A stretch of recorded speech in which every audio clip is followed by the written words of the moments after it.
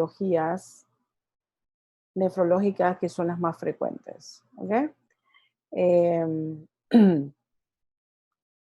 ¿Están viendo la pantalla? ¿La diapositiva? Sí, doctora. Sí, doctora. Ok. Vamos a hablar de las principales patologías nefrológicas en pediatría. Primero, espérense un momentito, déjenme, que tengo que hacer algo. La dice que tengo que mostrar grabaciones, así que voy a grabar la clase. Vamos a hablar de las patologías nefrológicas más importantes. Vamos a hablar de síndrome nefrítico, de síndrome nefrótico y de la infección del tracto urinario en niños. ¿Okay? Primero que todo, el síndrome nefrítico es una enfermedad aguda en la cual el niño presenta de manera súbita aumento de volumen con edema, usualmente facial, miembros inferiores, e incluso puede llegar a la nasarca, la presencia de hematuria y hipertensión arterial. Es más, en pediatría la causa más frecuente de hipertensión arterial es el síndrome nefrítico. Entonces, usualmente el síndrome nefrítico, cuando lo vamos, que es la forma más frecuente del síndrome nefrítico es la glomerulonefritis aguda postinfecciosa. Esa es la causa más frecuente de síndrome nefrítico en niños. Hay otras causas que producen nefritis aguda en los niños, como la nefritis no estreptocóxica, la púrpura de Knox-John-Lane, la nefropatía por IgA, el lupus eritematoso produce una nefritis, pero no, la más frecuente en niños es la postestreptocóxica. ¿Qué quiere decir? Que es secundario, que ocurre después de una infección por el estreptococo beta hemolítico del grupo A, que puede ser usualmente en el síndrome nefrítico, es una infección de la piel, es la más frecuente. También puede darse después de una infección de la vía respiratoria superior, pero usualmente es de la piel. El niño tiene el antecedente de un cuadro de piel, una piodermitis de 2 a 3 semanas, y de repente empieza con el edema facial, sobre todo, que es la causa más frecuente que va a notar la mamá. El niño se empieza a hinchar. Es más frecuente en el varón que en la niña. Igual que vimos cuando vimos faringitis, es más frecuente a partir de los 2 años. ¿Por qué? Porque es cuando tenemos receptores para el estreptococo. Realmente la nefritis que ocurre no es directamente por el estreptococo. Así como vimos en la fiebre reumática, el síndrome nefrítico es una reacción inmunológica secundaria a una infección por el estreptococo. Es gracias a la infección se produce una respuesta inflamatoria no bien modulada en la cual se van a producir inmunocomplejos, se va a producir activación del complemento, y esto lo tienen que tener claro, porque vamos a ver que cuando veamos la parte clínica, una de las cosas que vamos a observar en los laboratorios del paciente con un síndrome nefrítico es que el complemento sérico, sobre todo el C3, está disminuido, porque hay activación y consumo del C3, y se van a ver ese reclutamiento de leucocitos con la liberación de citoquinas inflamatorias, que son las que van a producir el daño a nivel del glomérulo. Entonces no es directamente, no es que el estreptococo va y se deposita en el glomérulo, no. Usualmente cuando ocurre la infección, la inflamación o la nefritis, incluso muchas veces el paciente ya no tiene ni la piodermitis, porque no es directamente por la bacteria, sino por la cascada inflamatoria que se activa cuando ocurre la infección por estreptococo. Entonces, lo que va a ocurrir son dos cosas. Lo primero es un daño inmunológico, no sé por qué se fue. Un daño inmunológico primario, como le estaba comentando, que es estos complejos inmunes que se van a producir, van a ir a depositarse a la membrana basal del glomérulo. Y aquí se va a producir la lesión. Se habla incluso que pueden ser por anticuerpos renales propios o puede haber reacción cruzada.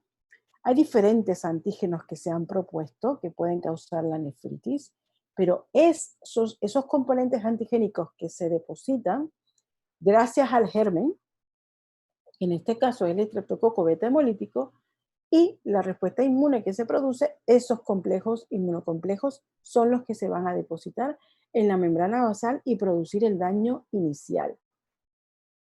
Pero después, Ahora, disculpe, sí, sí, hay dime. un cuadrito que aparece ahí en la parte inferior derecha, que no deja Ajá, ver bien las diapositivas. ok, déjame ver si lo puedo quitar, ¿vale? Sí,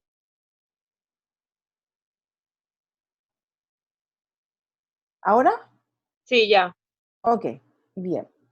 Eh, entonces, vemos que esa lesión primero, ese antígeno que representa el estreptococo, pero después es la cascada inflamatoria la que va a producir todo el daño, ya sea por la vía alterna del complemento, por la activación de la cascada de coagulación o por la proliferación celular, porque acuérdense, aquí actúan los dos tipos de inmunidad, tanto celular como humoral.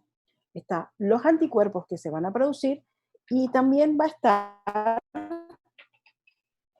la proliferación celular con la liberación de infiltrado inflamatorio, con leucocitos, con macrófagos y luego la liberación de todas las citoquinas.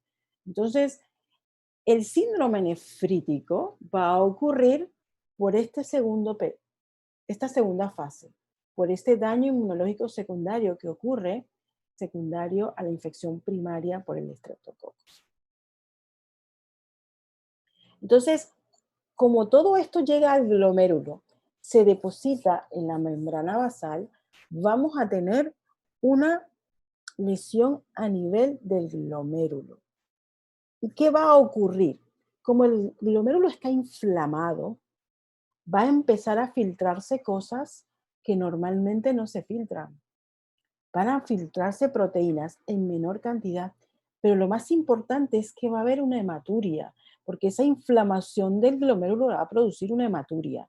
Y por eso la hematuria la vamos a ver o la debemos ver en el 100% de los pacientes con síndrome nefrítico, postestreptocócico, la hematuria.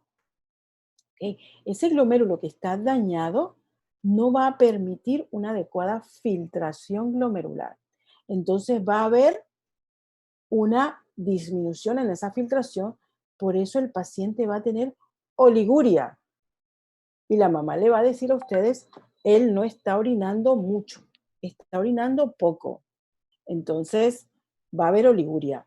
Después, por el daño a nivel glomerular, yo no estoy filtrando, entonces yo voy a se va a reabsorber esa agua que no se filtra, sodio, agua, y el paciente va a hacer hipervolemia porque no está filtrando.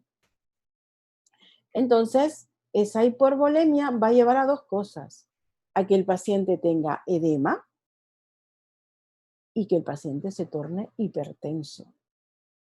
Entonces, eso es lo que finalmente, ese es lo que se va a traducir en la sintomatología que va a presentar el paciente. Hematuria, edema e hipertensión, que es lo clásico, ¿no? Bien, esto es resumiendo lo que acabamos de ver. Vemos que el paciente, ¿qué es lo que va a tener el paciente? El paciente va a tener hematuria, sobre todo hematuria, en menor grado proteinuria. El paciente va a tener oliguria, el paciente va a tener edema e hipertensión. Entonces, clínicamente, nosotros vamos a ver, es esto, lo que vamos a ver clínicamente es lo que ha ocurrido a nivel del glomérulo. Esa lesión del glomérulo secundaria a una glomerulonefritis aguda o a una, no sé por qué se me está yendo, a una glomerulonefritis aguda secundaria a una faringitis o a una infección de la piel.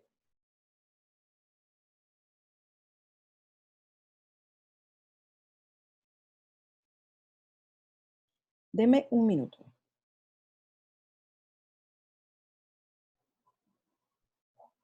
Bien, una vez ha ocurrido esto, el paciente llega con esta sintomatología,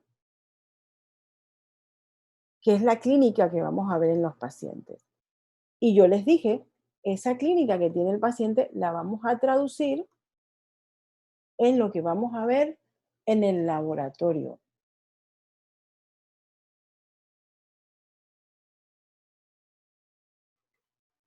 ¿Qué vamos a ver en el laboratorio? Al igual que vimos cuando vimos fiebre reumática, ¿se acuerdan? Va a tener el astro. El astro es la antiestreptolicina O, va a estar elevada en estos pacientes. Yo les comentaba, como hay activación del complemento, vamos a tener una disminución del C3. O sea, el complemento sérico, si ustedes los miden en laboratorio, va a estar disminuido. Y vamos a ver alteraciones por la oliguria, por esa disminución de la filtración glomerular. Ahora, no son laboratorios que usamos a menos que el paciente tenga una nasarca severa. Normalmente no lo usamos. Y como, a ver, el paciente va a tener una sensación de hipervolemia, de expansión de ese espacio extracelular, podemos tener una disminución respuesta de la aldosterona plasmática. ¿Ok?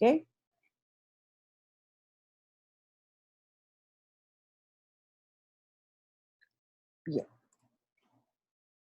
Entonces, esto es lo que vamos a ver a nivel del daño que va a ocurrir en el glomérulo, esta lesión del endotelio capilar,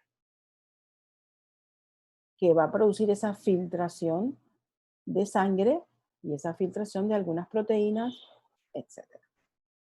Entonces, pero fíjense, un grupo importante de estos niños, a pesar de toda esta cascada inflamatoria y esta lesión que se está dando en el nefrón, van a aparecer asintomáticos, totalmente asintomáticos. Por eso un grupo de pacientes no despreciables pueden ni siquiera hacer un síndrome nefrítico y ni siquiera darse cuenta. Pero los otros pacientes que sí van a hacer manifestaciones clínicas, sí vamos a buscarla en la historia, estas manifestaciones clínicas. Número 1, el antecedente de una infección por estreptococo en la historia. Si tiene lesiones en la piel, por ejemplo, puede que tenga todavía los estigmas, o sea, las cicatrices de la piodermitis. Ustedes pueden preguntar, ¿y esa lesión, esos granitos, hace cuánto lo tuvo? O hace una semana o 2 semanas, ¿tuvo alguna como resfriado, dolor de garganta? Buscando una infección a nivel de la orofaringe. La otra cosa que pueden preguntar es si el paciente ha tenido hematuria. El problema con la hematuria es que para que la mamá lo describa como positivo, solo lo vamos a ver en un 30 a un 50% de los pacientes.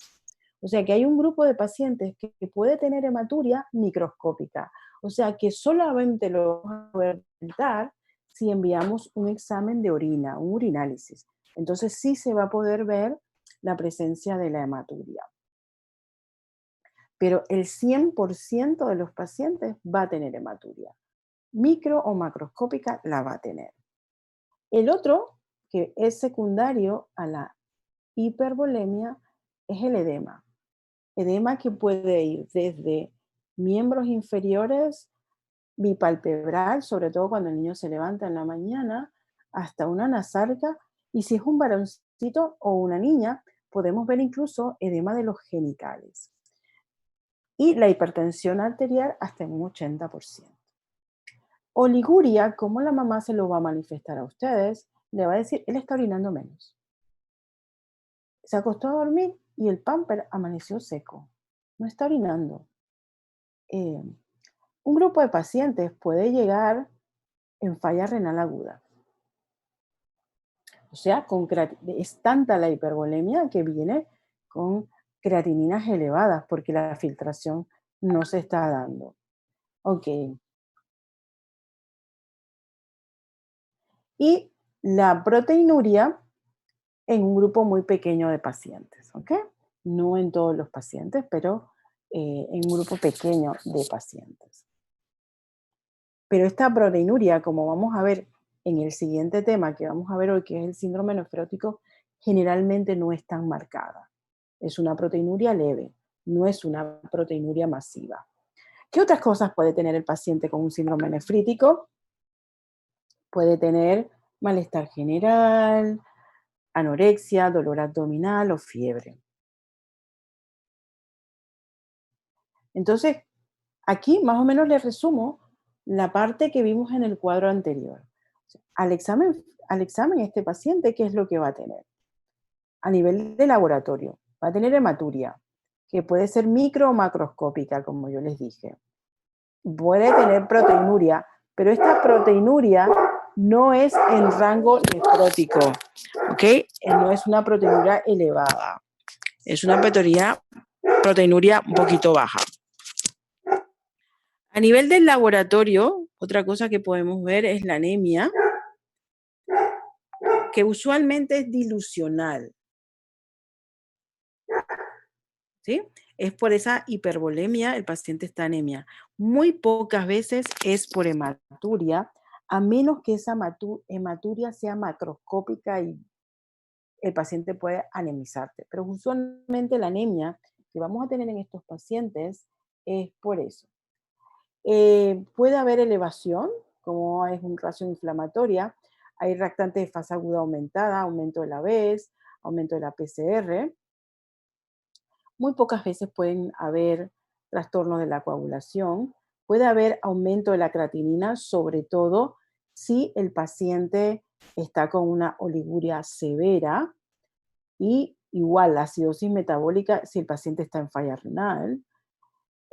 A nivel de exámenes especiales, como yo les dije, el C3 está bajo y usualmente el C4 está normal.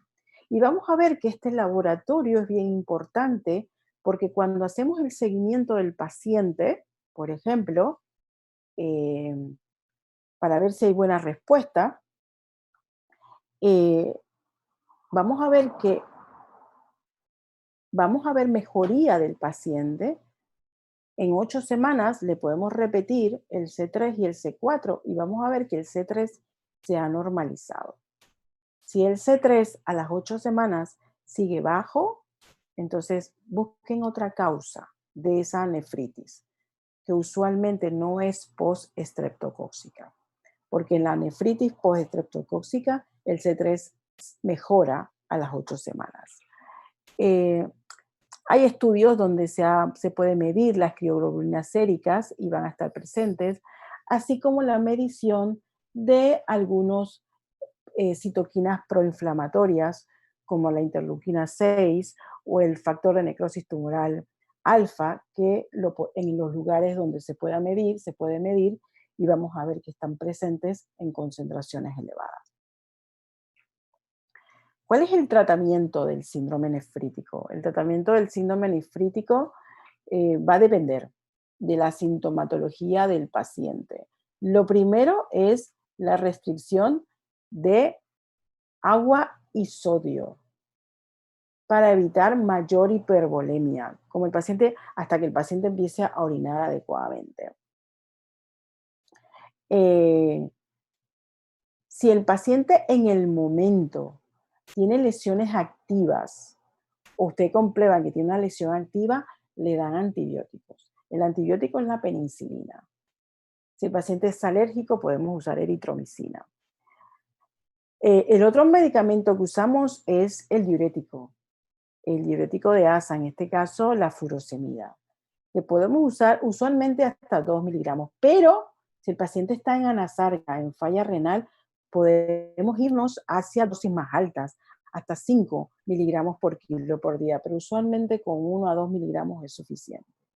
Si el paciente está hipertenso, y aquí quiero que recuerden el semestre pasado cuando vimos cómo calculábamos la presión arterial en los niños, ¿se acuerdan que buscábamos el percentilo de la talla y lo buscábamos en la curva? Bueno, para eso nos sirve aquí.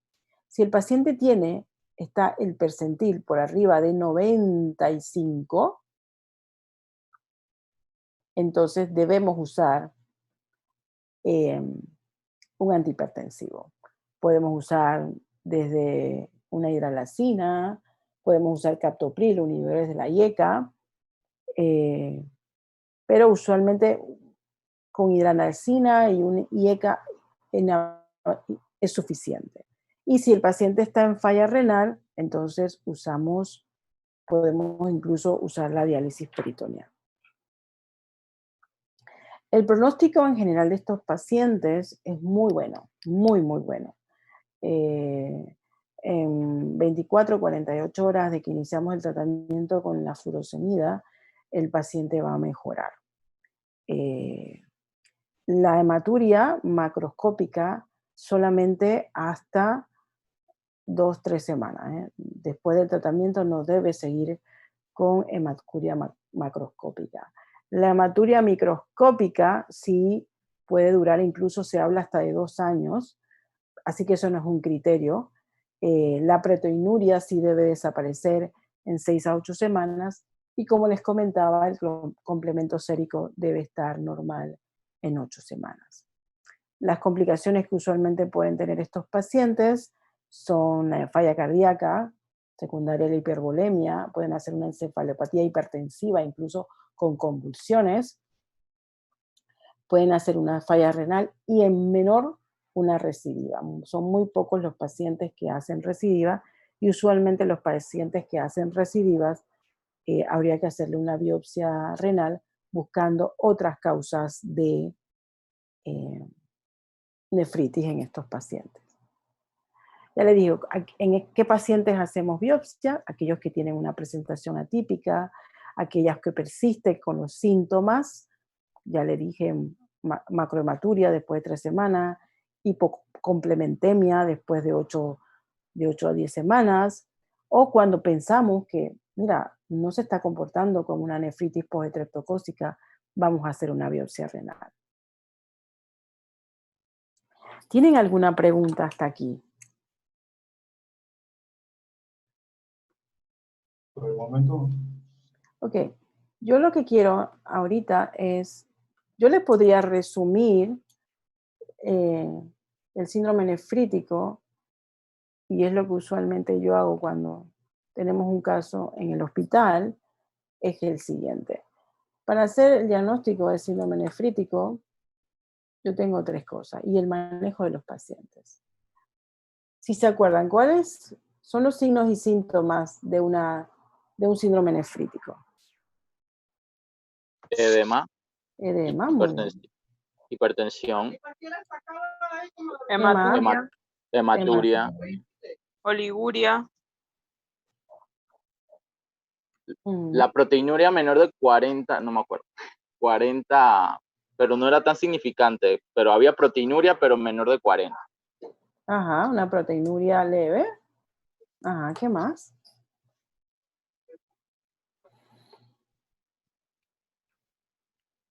Y siempre busquen los antecedentes. Infecciones por el estreptococo. Exactamente. Entonces, ¿cuál es el manejo, el tratamiento?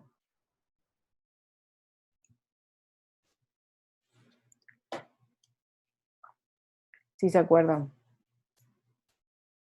No digan la dosis, ¿qué se acuerdan que yo hablé del tratamiento?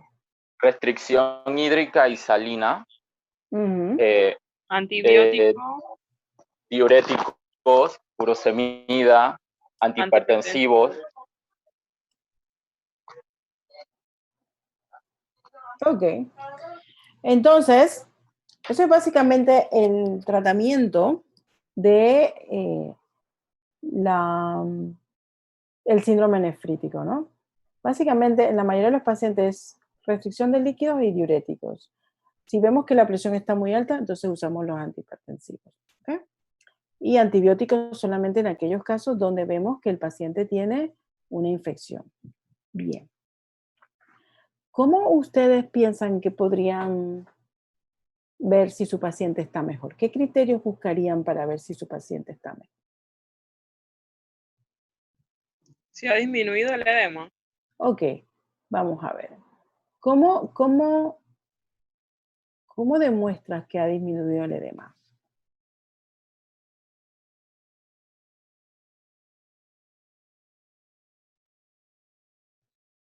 Vamos a suponer, así como estamos trabajando ahora en el hospital, un día sí, un día no. Llegó un paciente ayer con una glomerulonefritis aguda y no, estaba hinchado. Y la mamá me dice, yo ayer no lo vi, porque yo hoy no estoy en el hospital, pero yo voy mañana. Y mañana yo veo y la mamá me dice, sí, está menos hinchado, doctora. ¿Cómo yo sé que eso es cierto? Porque eso de que hoy lo veo menos hinchado, poquito más hinchado, es una cosa muy subjetiva. Ella me puede decir, sí, está mucho menos. ¿Cómo ustedes pueden objetivamente medir el edema que ha disminuido? Por los líquidos. ¿Cómo así por los líquidos? La medición de la orina, se ha orinado por sonda y demás. Puede ser, generalmente, si mal no me acuerdo, el síndrome de edema generalmente se ven en las piernas. Sería como, no me acuerdo cómo se llama, ponerle un dedo en las piernas para ver cuánto demora en... Sí, pero por ejemplo, él pudo haber tenido una fobia ayer y hoy sigue teniendo fobia. Entonces, la tasa de filtración glomerular. Eso, estoy hablando de algo clínico. Yo no sé, yo no puedo medir clínicamente la filtración glomerular. Yo estoy pasando mi visita. ¿Yo cómo puedo saber? Incluso le digo, vamos a suponer que no he visto al paciente. Yo con solo ver el expediente, yo sé, está menos hinchado. Sin ver al paciente, Sin ver al paciente. Así que cuando la mamá me dice, está menos hinchado, yo le creo. Por el peso. Por el peso, exactamente. La forma más objetiva de ver es ver que hay una disminución del peso. Entonces ustedes van a ver que en los pacientes con glomerulonefritis aguda uno pone pesar diariamente. Porque eso te permite evaluar todos los días al paciente y ver si realmente está perdiendo. Porque si no está perdiendo peso y tú le estás poniendo furosemida, algo está pasando. Bien, ¿qué es la otra? ¿Cómo verían si su paciente está mejor? Vamos a ver acá. ¿Cómo miden que el paciente está mejor de la hipertensión?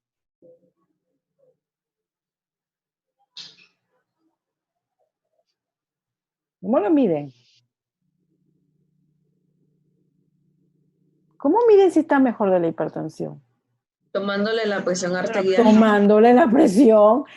Oye, tomando la presión, entonces, tomando la presión arterial. Entonces, estos pacientes, ustedes van a ver que uno pone en órdenes, presión arterial cada 4 horas, cada hora, dependiendo de cuán severo tenga el paciente la hipertensión. Ok. La hematuria.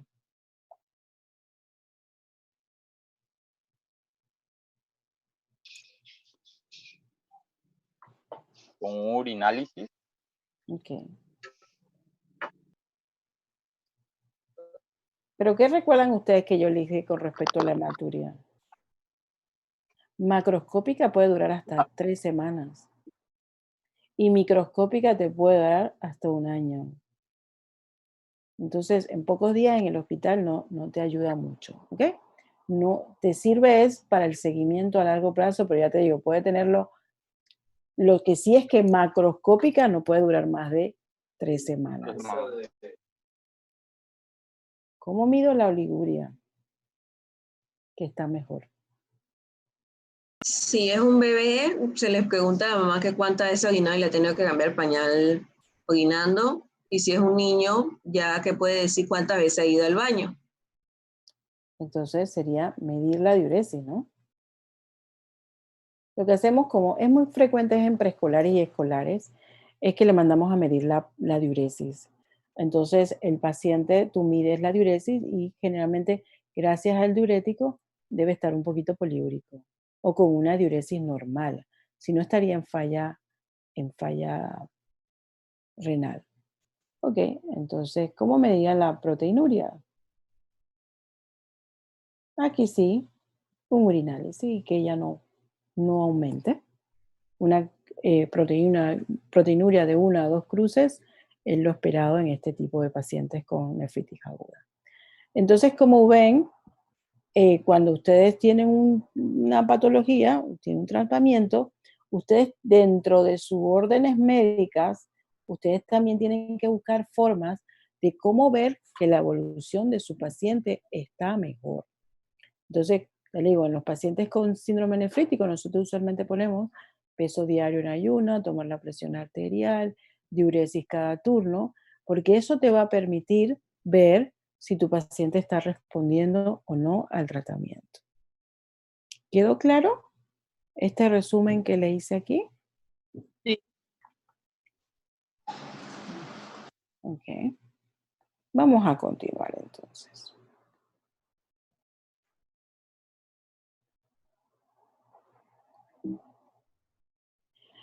La próxima patología que vamos a ver es el síndrome nefrótico.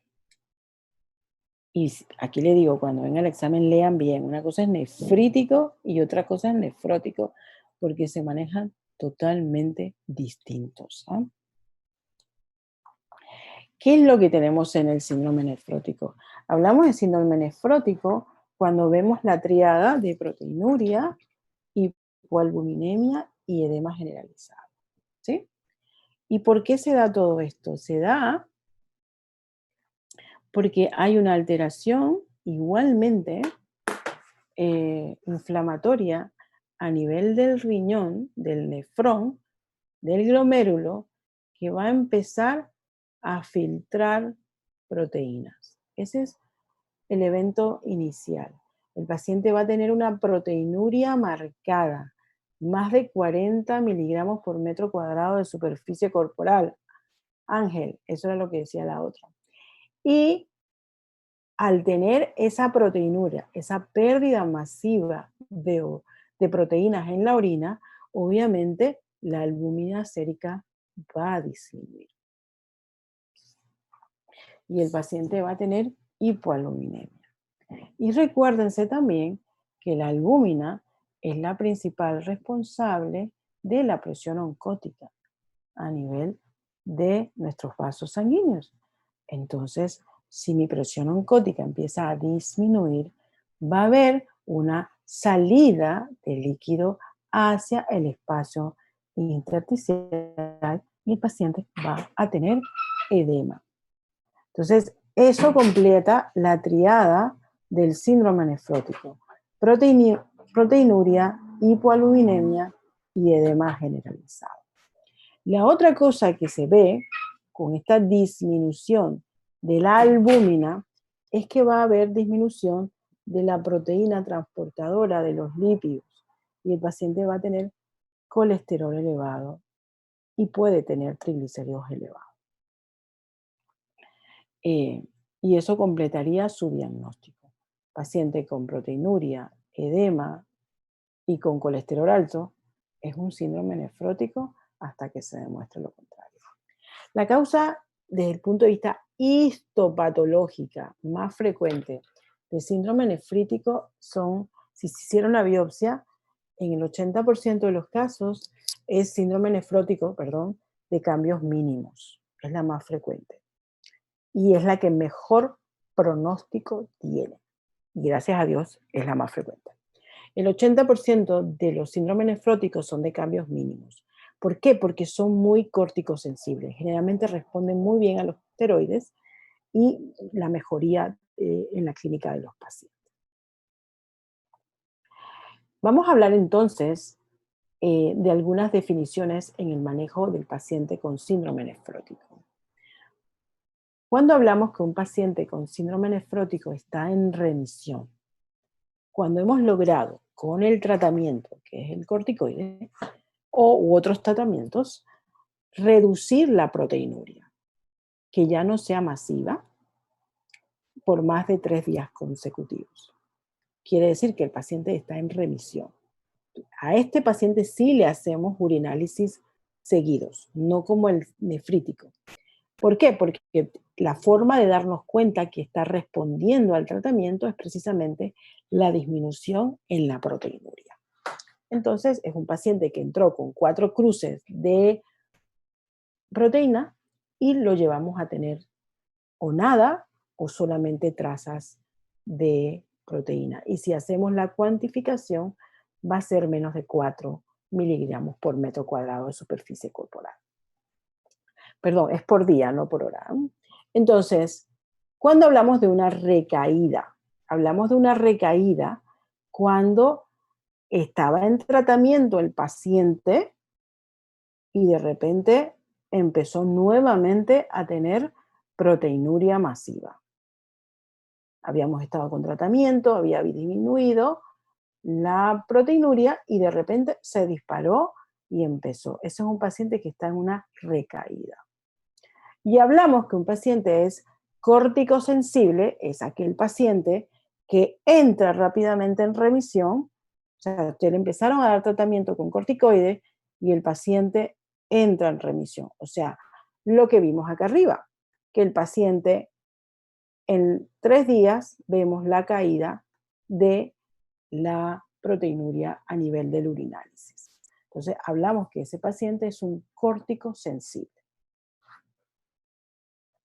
Pero podemos tener también el paciente corticoresistente, que es ese paciente que a pesar de que estamos usando el corticoide, que vamos a ver que es el tratamiento de primera línea, el paciente no hemos logrado que entre en remisión después de 8 semanas de tratamiento. Entonces, definimos la corticoresistencia como ese paciente que después de síndrome nefrótico, es aquí, perdón, no neurótico, que después de 4 semanas de administración de la prednisona a 60 miligramos, que vamos a ver que es la dosis inicial, o que después de haberle dado 4 semanas, el paciente empieza a producir nuevamente una proteinuria macroscópica. Este paciente, que es un córtico resistente, es el paciente que no es de buen pronóstico y que tiende a complicarse y evolucionar hacia una falla renal crónica. También tenemos el paciente que es córtico dependiente. ¿Qué quiere decir? Ese paciente que le dimos tratamiento con corticoides, le fue excelentemente bien, entró en remisión, pero cuando empezamos a disminuir el esteroide, el paciente hace una recaída. ¿Qué quiere decir? Que él depende del corticoide. Entonces, donde uno trata de bajarle la dosis o quitarle el corticoide, el paciente hace una recaída. Y que tú le das nuevamente el corticoide y el paciente mejora. Ese es un paciente que es un síndrome nefrótico córtico dependiente. Y está el paciente que es un síndrome nefrótico de recaídas frecuentes, ese paciente que desarrollan 4 o más episodios de síndrome nefrótico en un año, o sea que ustedes dando el tratamiento, recaen, mejoran, y así. Ese paciente usualmente evoluciona hacia una falla renal crónica. Doctora, una pregunta. Dime. ¿Y cómo hacen con el corticodependiente? Generalmente hay que darle dosis bajas. Pero ya sería de por vida o... Por un tiempo largo. Ah, ok. Y a veces, sí, por un tiempo largo. Y eso obviamente no tiene tan buen pronóstico como aquel que es corticosensible, porque a ese incluso con el tiempo le puedes quitar el tratamiento al paciente. Ok. Ok. Esta patología es muy frecuente en la edad preescolar y escolar y tiene diferencias en cuanto a la aparición dependiendo de la edad. Si aparece, al igual que vimos en el síndrome nefrítico, si aparece en la edad preescolar y escolar, es más frecuente en varones. Ya si aparece en la adolescencia, es igual, tanto niñas como niños. Generalmente aparece en niños pequeños. Es muy raro después de los 6 años, pero puede ocurrir, puede ocurrir. Pero si ocurre después de los 6 años, usualmente el pronóstico es un poquito más reservado. Generalmente tienden a ser córtico resistentes o córticodependientes. Como ven ahí, porque la patología es diferente. En el niño pequeñito, generalmente es la de cambios mínimos, esa que es muy sensible al esteroides. Pero ya si empieza a aparecer en edades mayores, ya la histopatología es diferente y empezamos a tener ya lesiones más severas y sobre todo en el mayor de 10 años que la membrana proliferativa, que usualmente progresa hacia una falla renal crónica. Aquí hay cambios inmunológicos también, pero lo más importante aquí es que no hay consumo del complemento, ¿no? Aquí lo que va a haber es una alteración de los linfocitos T y B, o sea, vamos a tener inmunidad tanto celular como humoral y estos complejos que se van a formar van a depositarse, van a hacer que el glomérulo pierda esa carga negativa de la membrana basal y va a aumentar entonces la permeabilidad y entonces por eso se van a empezar a filtrar las proteínas. La albúmina es una proteína grande, entonces va a permitir que se pueda filtrar la proteína. Y con la filtración de la proteína, entonces la sintomatología clínica que va a presentar el paciente.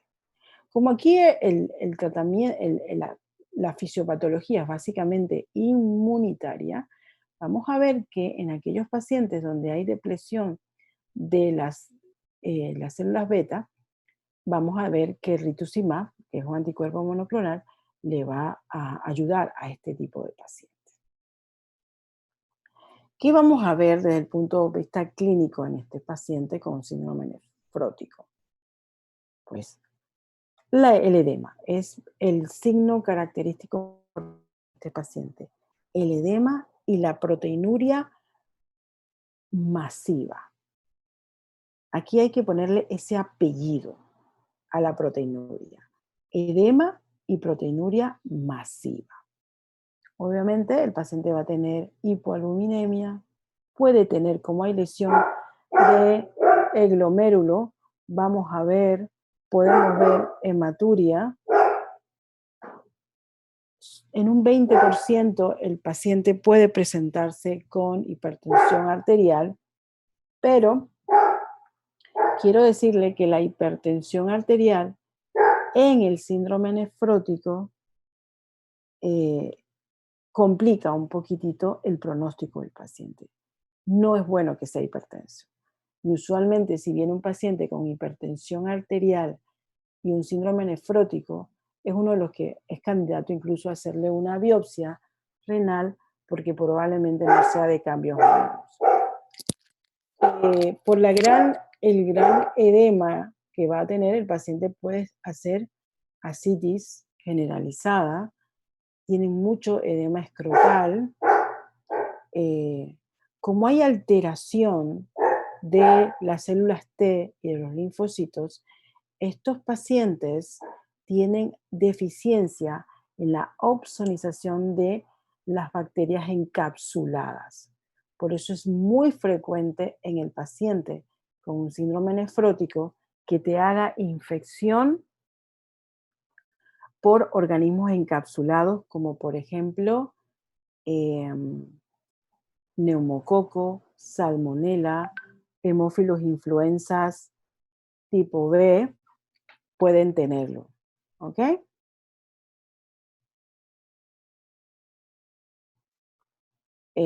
Como tienen alteración en los lípidos, podemos ver en estos pacientes dislipidemias y pueden hacer tromboembolismo estos pacientes. Como les comentaba, la histología más frecuente es la enfermedad de cambios mínimos, gracias a Dios, porque es la que mejor responde. Generalmente no hay una causa, la mayoría son idiopáticos, no se conoce la causa, pero la gran mayoría responde muy bien al esteroide. Generalmente los que presentan recaídas esos primeros meses son los que se complican un poquito más y probablemente sean los que sean córtico-dependientes, o sea que requieran un tratamiento más prolongado con el esteroide. El tratamiento, entonces, como me han venido escuchando, sobre todo con las definiciones, es el esteroides. Es el tratamiento de elección. Generalmente no hay que darle una dieta hiperproteica al paciente, porque eso es lo que pensaríamos si pensamos, bueno, como está perdiendo proteína, vamos a darle una dieta hiperproteica. No, debe ser normoproteica. Lo que tenemos que hacer es desinflamar al riñón, porque si usted da una dieta hiperproteica, el paciente igual lo va a filtrar. No hay ninguna razón para darle una dieta rica en proteínas. Restringimos un poquito el sodio, básicamente es por el edema que va a tener el paciente y obviamente vamos a restringir los líquidos. Usualmente se restringen los líquidos. Acuérdense que las pérdidas insensibles son 600, a ellos se les restringe a 400 las pérdidas insensibles, más 2/3 de lo que están orinando hasta que el esteroide empiece a funcionar. Solo usamos el diurético si el paciente tiene un edema importante con insuficiencia cardíaca, usamos el diurético.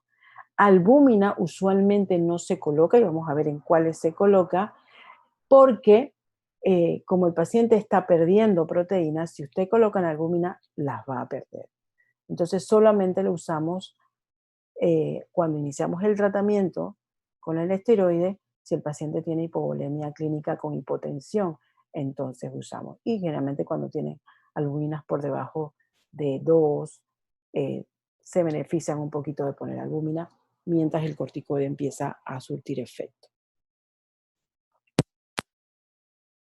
Pacientes que no responden a los esteroides, entonces está indicado el uso de inmunosupresores, como la ciclofosfamida, el micofenolato, la ciclosporina, pero esos son en aquellos pacientes que no responden o hacen recaídas frecuentemente. Entonces vamos a definir un poquito el tratamiento. Estos pacientes, como vamos a usar el corticoide por un largo periodo de tiempo, entonces en estos pacientes se le da calcio y vitamina D para evitar la osteoporosis por el tratamiento crónico con esteroides. Si se presentan con hipertensión, entonces podemos usar los IECAS o los inhibidores de la ARA2, como los sartán. Si nos hace complicaciones tromboembólicas que vimos que podría tener, entonces usamos aspirina o heparina de bajo peso molecular subcutáneo.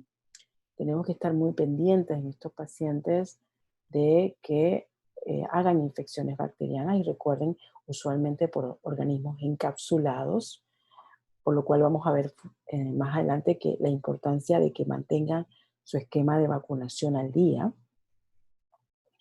y estar muy pendiente de las infecciones porque a veces los cuadros infecciosos pueden hacer que los pacientes tengan recaídas y porque recuerden que ellos están con esteroides, que es un inmunosupresor, o sea que ellos tienen mayor riesgo de hacer infecciones bacterianas. En cuanto a la hiperlipidemia, pues limitar el consumo de grasas y solo en aquellos pacientes que hacen una dislipidemia sostenida, está indicado el uso, por ejemplo, de la simvastatina en estos pacientes. El tratamiento rey en el síndrome nefrótico es la prednisona. es el tratamiento con que iniciamos en todos los pacientes con síndrome nefrótico. Se pueden usar dos esquemas. Me gusta más el primero, que es de 60 miligramos por metro cuadrado por día, o 2 miligramos por kilo por día, pero sabiendo que no podemos dar más de 60 miligramos. ¿Okay?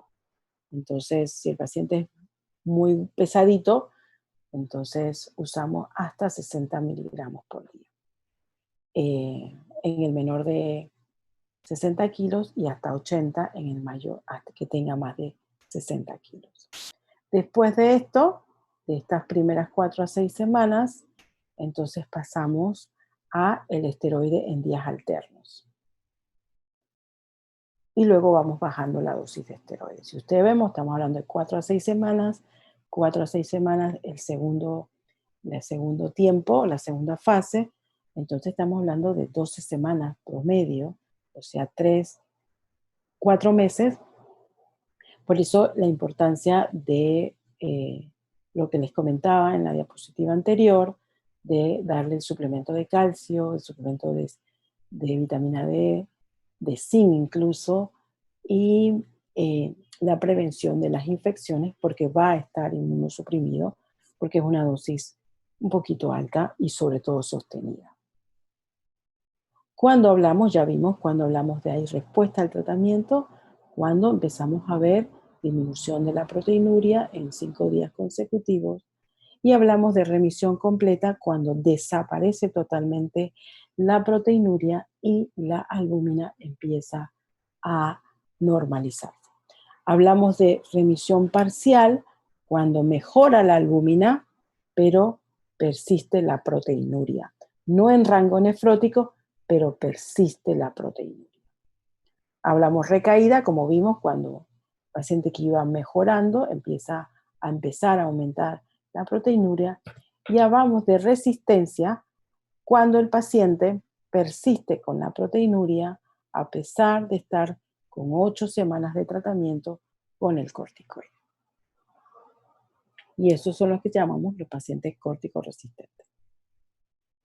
Importante, las inmunizaciones. El paciente debe recibir todas sus vacunas, importante, solo que si son de virus o partículas muertas, o de virus vivos atenuados cualquiera, importante que la dosis de esteroide no sea alta. Acuérdense que empezamos con 2 miligramos por kilo por día. Cuando vayamos por 1 miligramo, podemos darle la vacuna. La razón es que cuando tenemos dosis muy altas de esteroide, puede que la respuesta inmunológica del paciente no sea adecuada.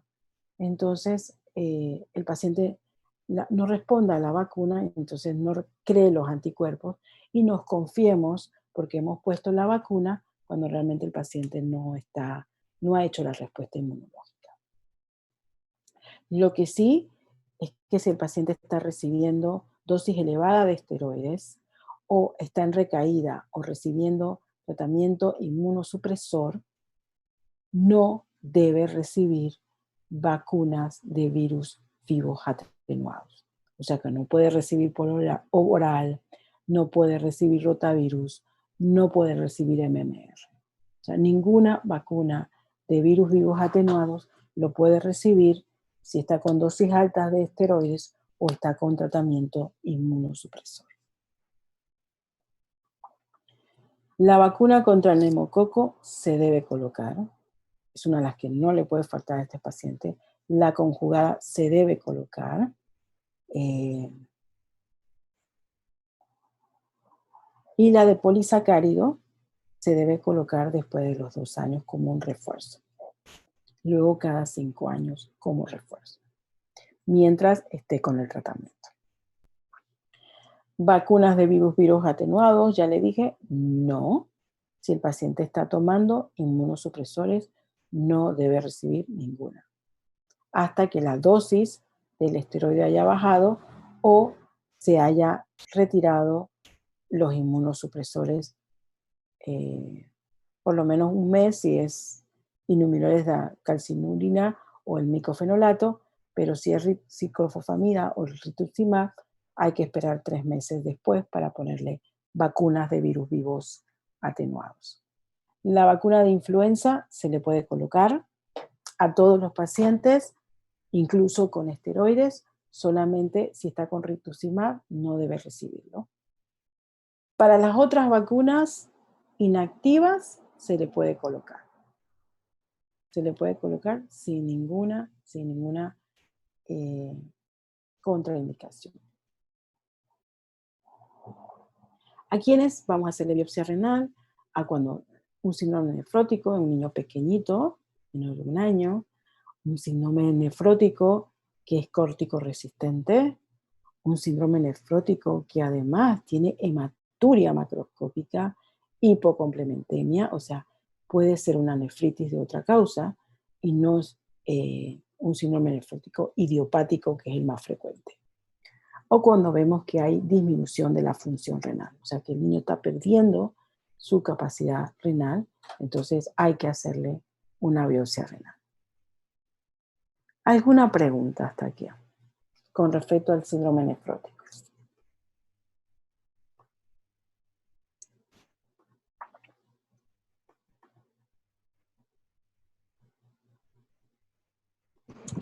Por ahora no, doctora. Por ahora no. Ok, perfecto. Entonces, vamos a hablar un poquitito ahora de una patología que es muy frecuente en pediatría y sobre todo porque puede causar, si no se trata a tiempo, un daño renal en el paciente. O sea, un daño renal agudo en el paciente. Permiso. ¿Ustedes están viendo la presentación? A mí no me sale. No, es que no la he puesto todavía. Ah, ok. No la he puesto todavía. Entonces, ahora sí la voy a poner. Ahora sí la estás viendo, madre. Sí, ahora sí, ahora sí. Es que la estaba buscando. Entonces, vamos a hablar un poquito de las infecciones del tracto urinario. Como les dije, es importante porque si no se trata a tiempo, puede ser una causa de un daño renal permanente en el paciente. Entonces le traigo las revisiones que se han hecho, las últimas revisiones que se han hecho sobre el manejo de las infecciones del tracto urinario en el niño pequeño. Nada más para recordarle cómo vamos a hacer para sospechar una infección del tracto urinario, es que, bueno, tenemos que buscar la presencia de nitrito positivo, la leucocituria importante en el paciente. A veces, no siempre, se puede acompañar de hematuria en la infección del tracto urinario o también generalmente en las infecciones del tracto urinario el paciente puede tener una densidad urinaria un poquito elevada. ¿Okay?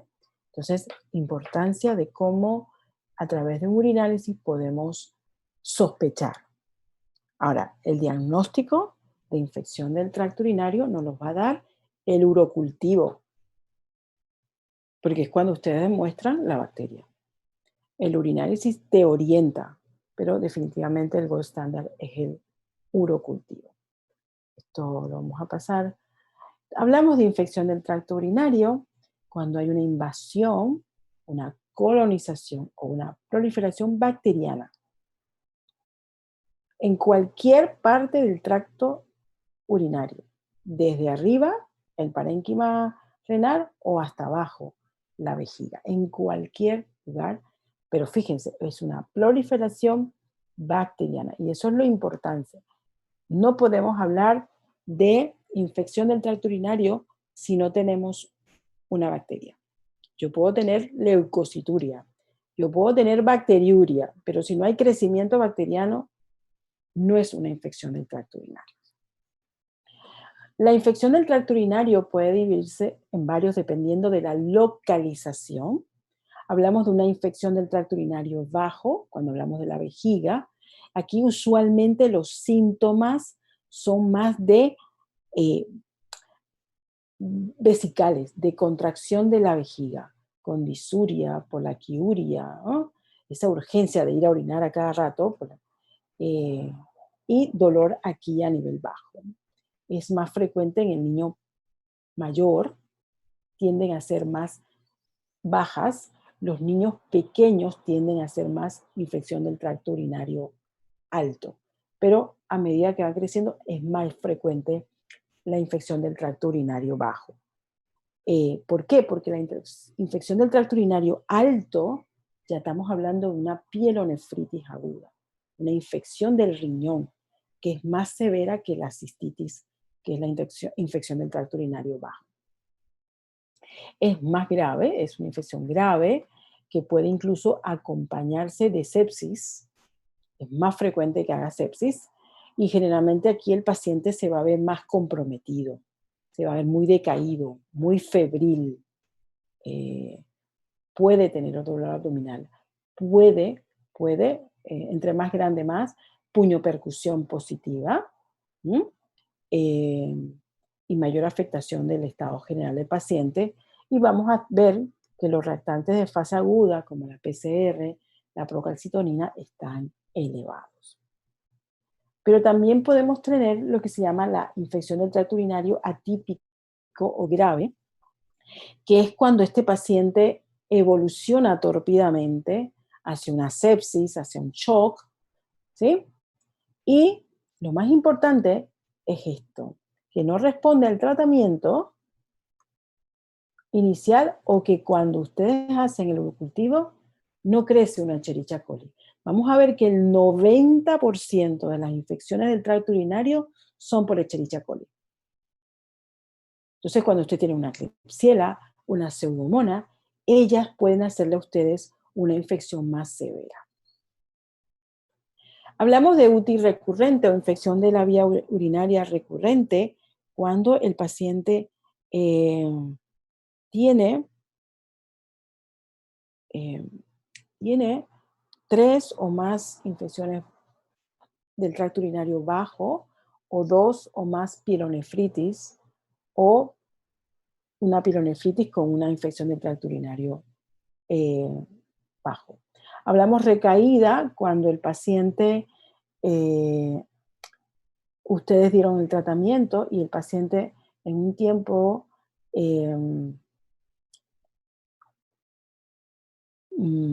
de 6 semanas vuelve a tener una recurrencia. O sea, recurre en menos de 6 semanas, o sea, que usualmente es por el mismo germen. Hablamos de una reinfección cuando ha pasado más de 6 semanas con o no el mismo germen. ¿eh?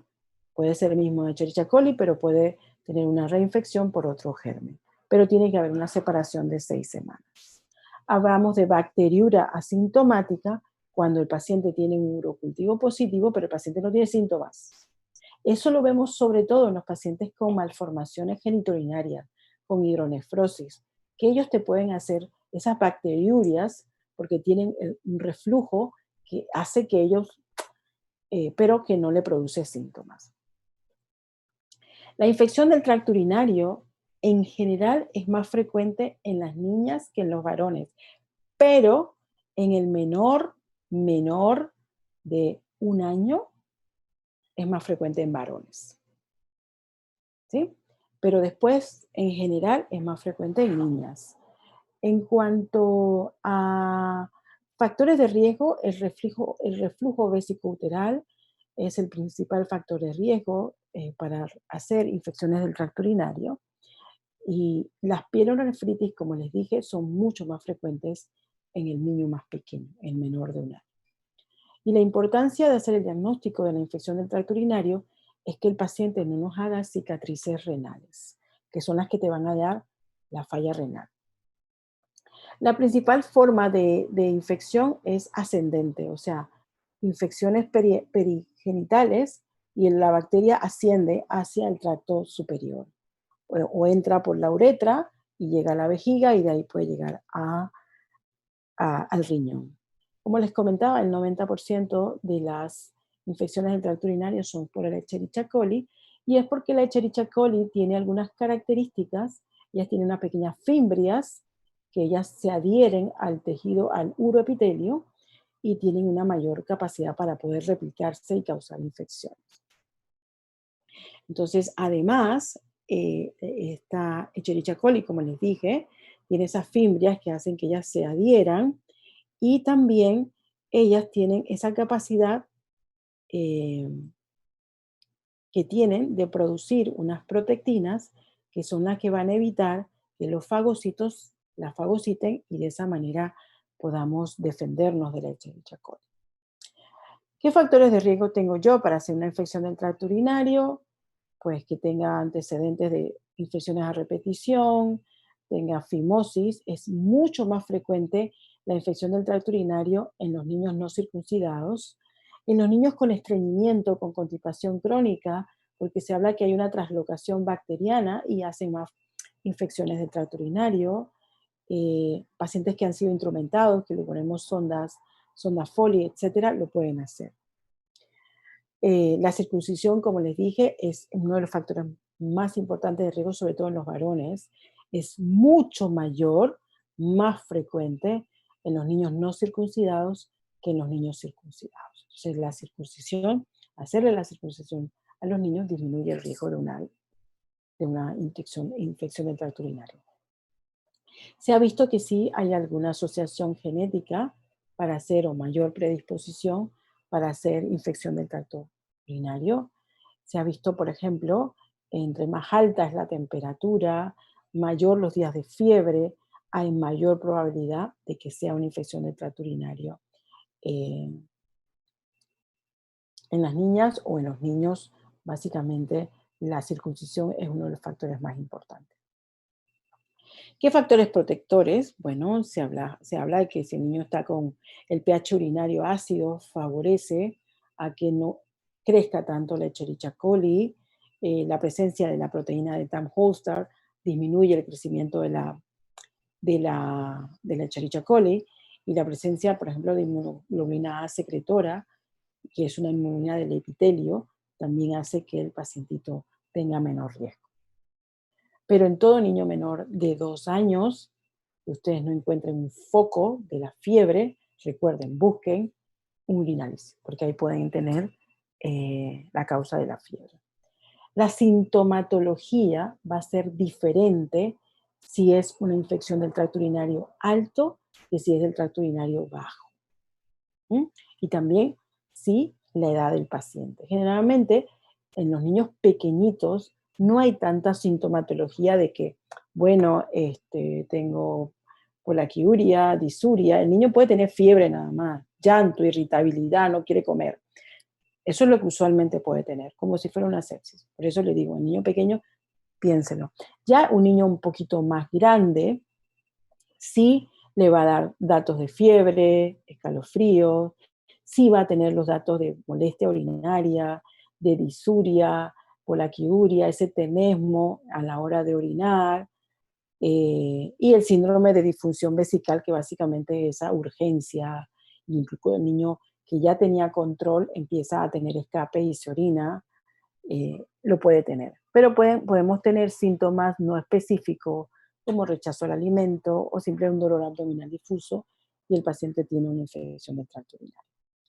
Entonces, en la exploración física puede tener dolor en el ángulo costovertebral, dolor abdominal, un pobre chorro urinario, goteitos, y la puñopercusión importante. Como le dije, en los lactantes no hay síntomas clásicos, en los niños más grandes ya sí podemos tener más síntomas.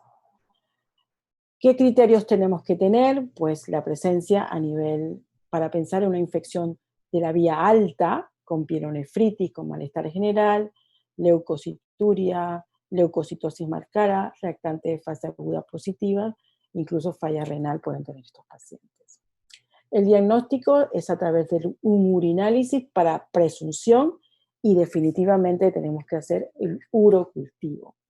La diferencia cuando pensamos en una y cuando pensamos en otra, en esa recolección de esa... Si es un niño grande que tiene control y puede avisar, simplemente podemos usar la bolsa recolectora, ese segundo chorro. Si es un niñito pequeñito que no tiene control, Entonces sí está indicado el sondeo uretral. La punción vesical es altamente sensible y muy específica, pero implica una invasión, puncionar suprapúbico al lactante y aspirar orina de la vejiga. Entonces requiere cierto grado de entrenamiento. Entonces por eso los otros métodos son más fáciles de realizar. El segundo chorro es que el niño orine, se limpia bien los genitales, el niño orina y agarramos la mitad del chorro, no la primera, sino la mitad, y es muy sensible esta muestra. Miren, cuando nosotros hacemos un urinálisis, fíjense, nosotros hacemos la presencia de nitritos, la esterasa leucocitaria, los sedimentos, fíjense que es bien sensible. Y siempre pensamos en los nitritos. Los nitritos, si nos sale negativo, fíjense, la sensibilidad no es muy buena, pero si nos sale, la especificidad es muy alta. O sea, la presencia de nitritos, si sale, es altamente sugestivo, pero si no sale, puede que el paciente sí tenga una infección. Pero si a eso le añadimos la interpretación del sedimento y de el urocultivo, vemos que obviamente la punción suprapúbica es la más específica y sensible, pero ya le dije, requiere mucho entrenamiento. El cateterismo vesical, que es pasar una sonda para obtener muestra, es altamente sensible. A mayor sensible la prueba, entonces fíjense, ustedes no necesitan tantas unidades formadoras de colonia. Para las bolsitas o la micción necesitamos generalmente más de 100.000 unidades formadoras de colonia. Pero para los otros tipos de recolección, con menos unidades es sensible la prueba. Una vez tenemos el diagnóstico, obviamente vamos a darle tratamiento, lo vamos a ver más adelante, pero tenemos que investigar al paciente. Entonces lo hacemos mediante la utilización de estudios radiológicos. Si el paciente, por ejemplo, es su primera infección del tracto urinario, tenemos que hacerle mínimo un ultrasonido. Mínimo, es lo mínimo que podemos hacer. Entonces, básicamente hacer imágenes, estudios de imágenes es para estar seguro del diagnóstico y ver si el paciente no tiene otras malformaciones.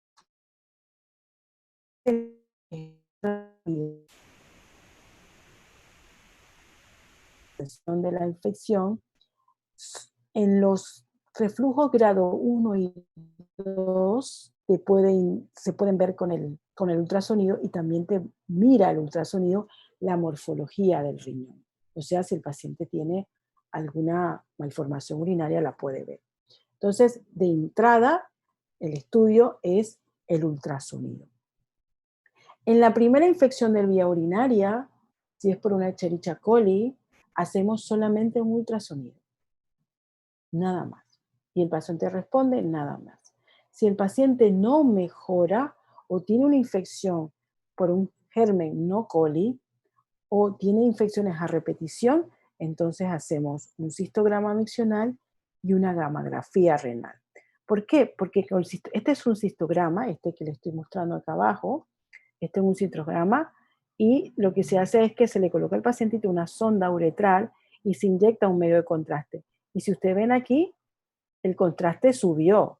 O sea que este paciente tiene un reflujo y tiene dilatación de los cálices del riñón derecho. O sea que tiene una hidronefrosis.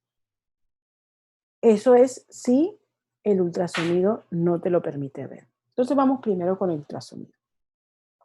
Lo hacemos en cualquier paciente que tiene una infección del tracto urinario, en su primera infección, o aquel paciente que tiene una mala respuesta o sentimos una masa abdominal o que sospechamos que tiene una malformación. En el paciente que ya le hicimos un ultrasonido y el ultrasonido no es normal o es la segunda infección del tracto urinario o tiene una infección por un no coli, entonces hacemos un cistograma o lo que se llama una uretrocistografía miccional, en lo cual lo hacemos básicamente, para ver el diagnóstico de reflujo vesicoureteral. Básicamente nos permite, es un excelente estudio para ver reflujo vesicoureteral, y si es un varón pequeñito, aquí no lo puedo ver porque no lo puse, pero esta es la uretra del paciente.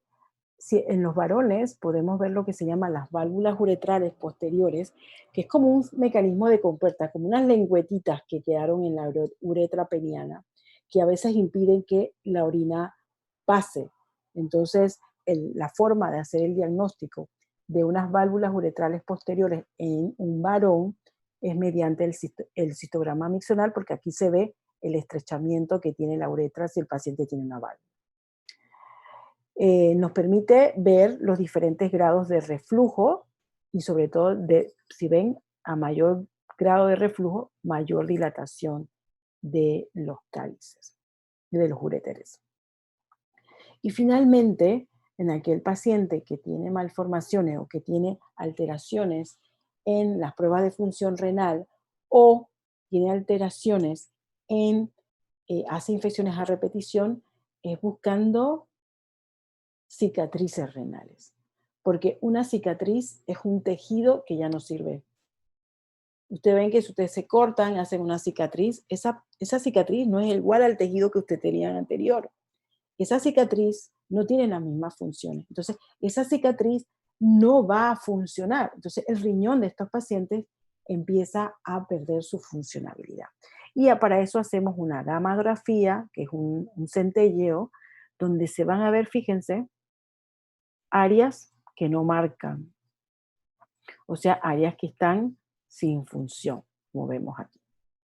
Entonces, la clasificación de las cicatrices renales va a depender de cuál área está afectada, y vemos aquí que aquí vemos un riñoncito que prácticamente no funciona frente a otro que está funcionando bien.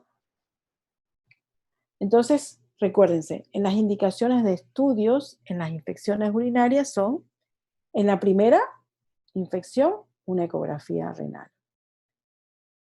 Un cistograma miccional en aquellos pacientes menores de 1 año con infecciones atípicas o que tienen dilataciones en la ecografía, o sea que el eco no es normal, hacemos un cistograma miccional o una uretrocistografía. Si pensamos que el paciente tiene infecciones a repetición y que tiene alteración de la función renal, buscamos la presencia de cicatrices haciendo un centelleo renal. ¿Quiénes tienen alto riesgo de desarrollar una uropatía? Aquellos pacientes que hacen infecciones recurrentes, cuando empiezan a hacer infecciones por organismos no E. coli, cuando uno está usando los antibióticos de elección y no hay buena respuesta, cuando el paciente hace una sepsis por la infección, o cuando el paciente sabemos, por ejemplo, por el ultrasonido prenatal, que viene con malformación. Lo que tenemos que evitar es las cicatrices renales, porque las cicatrices renales nos van a llevar a la falla renal crónica y hipertensión en estos pacientes. Hasta un 30% de los pacientes, hay artículos hasta 64, pero en promedio de 10 a 30% de los pacientes, sobre todo que hacen infecciones recurrentes, te pueden hacer cicatrices renales. Y lo único que ha demostrado prevenir las cicatrices renales es el diagnóstico temprano y el tratamiento oportuno de las infecciones urinarias agudas. ¿Quiénes tienen mayor riesgo de cicatrices? Pues aquellos de hacer cicatrices renales, aquellos que cuando ustedes hicieron su primera infección del vía urinaria ya tenían un ultrasonido anormal, o pacientes que hacen infecciones urinarias con temperaturas muy altas o con gérmenes no Escherichia coli. Esos pacientes tienen mayor riesgo de hacer cicatrices, y aquellos que tienen reflujo, grado 3, 4 o 5. Son los que ustedes tienen que estar muy pendientes porque le pueden hacer cicatrices renales. También el shock séptico no lo debemos descartar en los pacientes. Recuérdense, en el menor de 2 años pueden hacerle una sepsis y la causa es urinaria.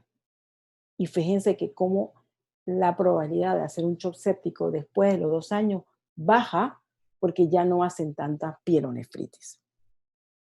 El objetivo entonces del tratamiento es la mejoría clínica, evitar la diseminación para que no hagan una sepsis y evitar las complicaciones a largo plazo. En cuanto a las medidas generales, la hidratación. Tendemos a no tomar tanta agua. Tomamos muy poca agua y el riñón necesita bastante agua. Entonces, la hidratación es importante. Educar sobre los hábitos miccionales, sobre todo en la niña, en lo que es la limpieza, para no traer bacterias del área perianal hacia adelante y no estar reteniendo orina constantemente, orinar frecuentemente. Y como les dije, la constipación es un factor de riesgo, así que tenemos que evitarlo. Entonces, el tratamiento obviamente es una infección, es con antibiótico. En los casos de la infección del tracto urinario bajo, podemos usar una cefalosporina de primera, una amoxicilina con ácido clavulánico y es suficiente, ¿no? Las infecciones del tracto urinario bajo no necesariamente requieren tratamiento endovenoso. Si hay un poquito de dolor, se puede dar un analgésico. Esta es la recomendación de los antibióticos, la amoxicilina es la primera, pero podemos usar una cefalosporina. Podemos usarlo vía oral. El tratamiento de la infección del tracto urinario bajo es oral. Sin embargo, en la infección del tracto urinario alto, o sea, en las pielonefritis, sí requerimos de tratamiento antibiótico porque el riesgo de una sepsis es alta. Y el tratamiento de elección es la cefalosporina de tercera generación, una ceftriaxona, por ejemplo. Y podemos hacer el switch después de un par de días de tratamiento endovenoso al tratamiento oral, por ejemplo, con una amoxiclavulanato. Pero el tratamiento inicial debe ser con antibióticos endovenosos. Aquí te pongo las diferentes dosis de los medicamentos que usamos, la cefalosporina, la piperacilina, y como ustedes ven aquí no hay ampicilina.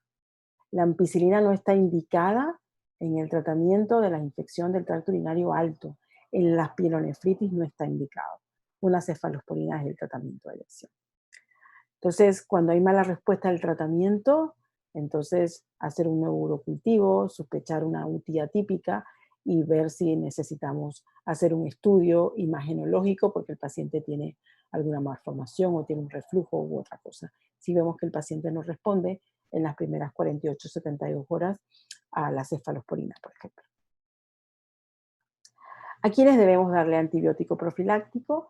Aquel paciente que no está haciendo infecciones a repetición porque tiene una malformación urinaria, él tiene una hidronefrosis, o sea, que él va a tener remanso de orina, entonces va a tener un mayor riesgo de hacer infecciones. Así que estos pacientes se le da antibiótico profiláctico.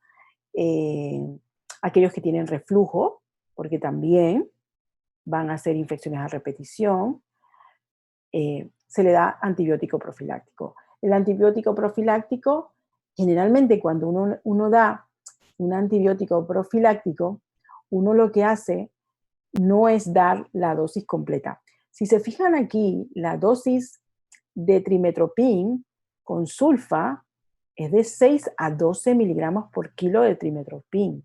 Cuando nosotros damos antibióticos profilácticos, generalmente damos un tercio de la dosis terapéutica. No damos el antibiótico como si el paciente tuviera una infección. Acuérdense, es de profilaxis, es para que no haya ese crecimiento bacteriano. Entonces damos un tercio de la dosis terapéutica. Podemos usar amoxicilina en los niños pequeños, porque en los niños pequeños no se recomienda el uso de la sulfa. Pero si es un niño más de 3 meses, podemos usar el trimetoprim con sulfa, que funciona muy bien, de 1 a 2 miligramos por kilo de trimetoprim. El cálculo.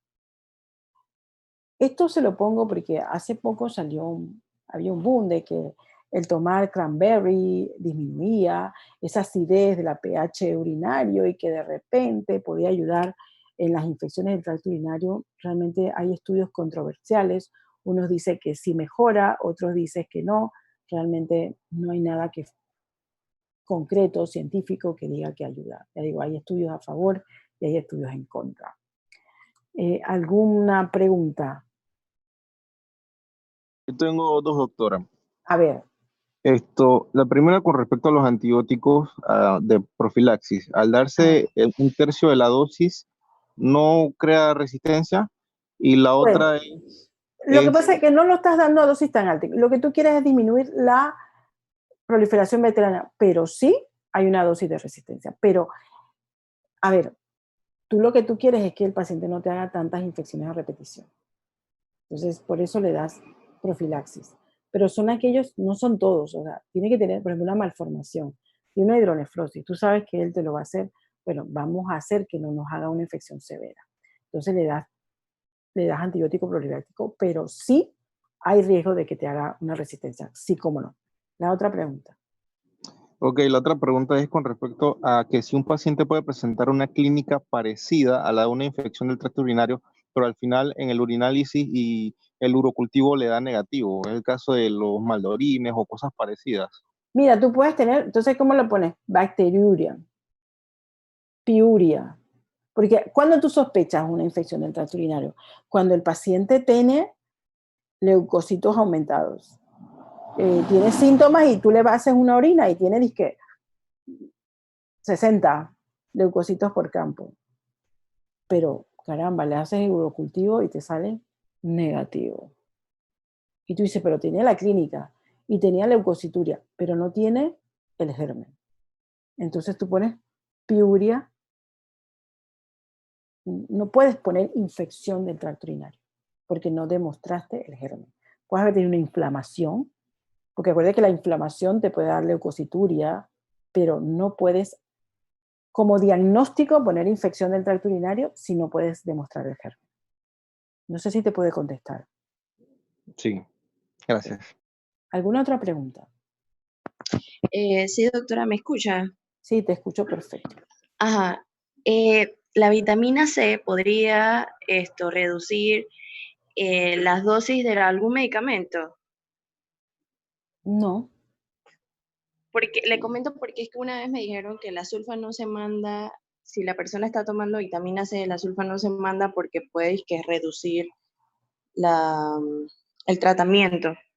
Bueno, la verdad que no lo he visto, pero lo puedo revisar y te lo puedo contestar después. Dayana, yo creo que estás hablando de que hay veces que el ácido ascórbico puede, ¿cuál es la palabra? Como puede evadir alguna línea de los medicamentos en el sentido de que toman mucho más tiempo en hacer efecto y esas cosas. Eso es lo que estás hablando, porque eso también lo di en farmacología y como 2 veces. Que hablan de que ciertos medicamentos no es bueno tomarlo con jugo de naranja, no sé qué, siempre con agua, porque a veces tarda su efecto. Eso es lo que estabas hablando. Es más o menos parecido, pero lo que quiero decir es que no se, o sea, lo que a mí me dijeron es que no se manda, por lo menos el sulfa con la vitamina C, como que no sirve el medicamento. No es que reduce, sino es como que no lo deja funcionar como debe de ser.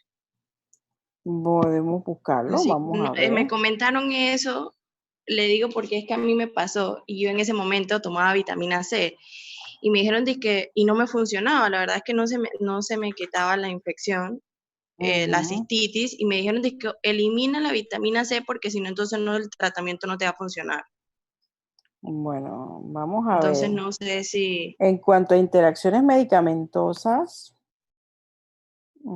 estoy buscando el trimethoprim sulfa y no he visto hasta ahora nada con respecto a la vitamina C. Interacción con otros medicamentos, pero con vitamina C no he visto. Bueno. Lo voy Ya. a buscar más profundo, pero aquí rapidito. Busqué trimethoprim con sulfa, interacciones medicamentosas y no veo nada con respecto a la vitamina C, pero no la veo. No bueno, veo. dele, gracias. Estoy viendo aquí el prefecto de la vitamina perdón, del trimethoprim, y no veo que la vitamina C interfiera. Pero lo voy a buscar, ¿ah? Lo voy a buscar con calma, pero no que yo sepa, pero lo voy a buscar. Ya me creaste la duda, lo voy a buscar. Dele, gracias. ¿Alguna otra pregunta? Bueno, si no hay más preguntas, chicos, entonces creo que nos estaríamos viendo la próxima semana. ¿Les parece? Ok.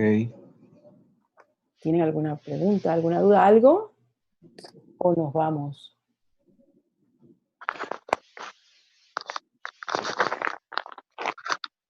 Ángel, antes de irme, yo de todas maneras le voy a escribir a la decana a ver cómo van a hacer o si tienen pensado hacer algo para reemplazar las rotaciones.